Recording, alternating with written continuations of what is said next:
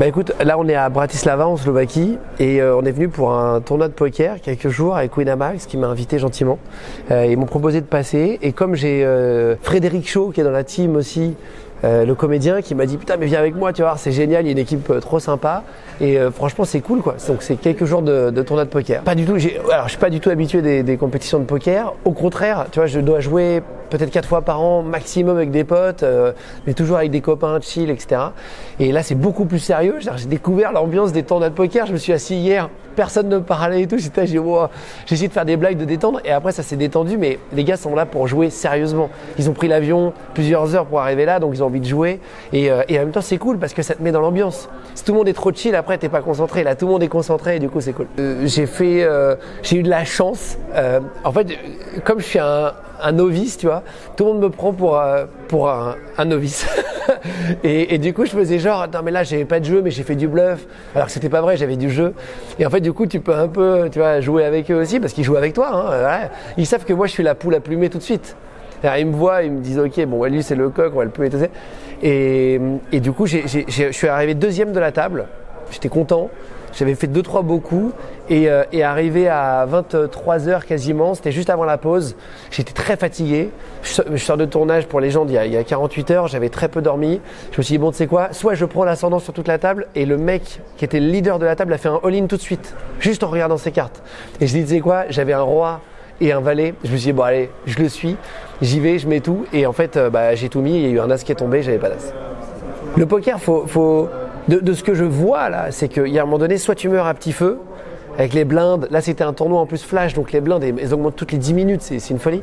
Donc c'est soit il y a un moment donné tu prends l'ascendant sur les autres, soit tu meurs à petit feu, donc il y a un moment il faut y aller, quitte à aller se coucher, ou alors à prendre le lead sur la table.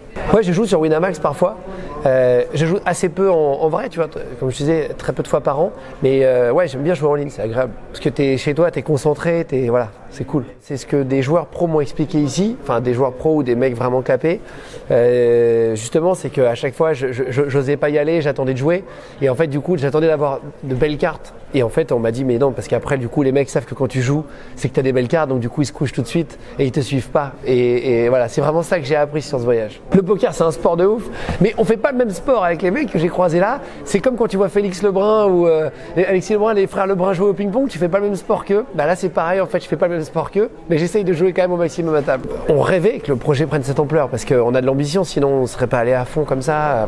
On fait au mois de septembre quasiment un tournage par jour. On a tourné quasiment une émission tous les jours ouvrés, donc on bosse beaucoup. On rêvait que ça marche autant et c'est un rêve éveillé quoi. C'est-à-dire que quand on voit, là ce mois-ci vous êtes 170 000 je crois nous avoir rejoints sur YouTube, c'est énorme. On se dit mais attends il y a 170 000 d'entre vous qui nous ont rejoints, ça me paraît tu sais improbable les chiffres là et c'est génial. La suite là c'est pour on veut faire grossir les gens encore, merci d'ailleurs d'être là. On essaye de réfléchir à toujours surprendre dans nos invités. Parce que les invités comme le platiste qui ont beaucoup marqué, comme Manuel Ferrara, comme le médecin légiste, comme tout ça, le but c'est de refaire d'autres profils toujours aussi intéressants, toujours aussi étonnants et de donner la parole à tout le monde et que les gens puissent entendre des gens qu'ils n'avaient jamais vu parler. Par exemple là on a un psychopathe qui arrive, un vrai, qui vient à l'antenne, il parle de sa psychopathie pendant 1h30, c'est fou, on n'a jamais entendu. Moi j'avais jamais entendu un psychopathe parler 1h30 de ce que ça lui fait au quotidien, des non-émotions qu'il a envers les gens. La non-empathie, tu vois, c'est fou. Et là, le but du jeu, c'est ça, c'est faire de beaux documentaires et de trouver des profils toujours aussi incroyables pour les gens. Et pourquoi pas après réfléchir à même d'autres programmes sur la chaîne.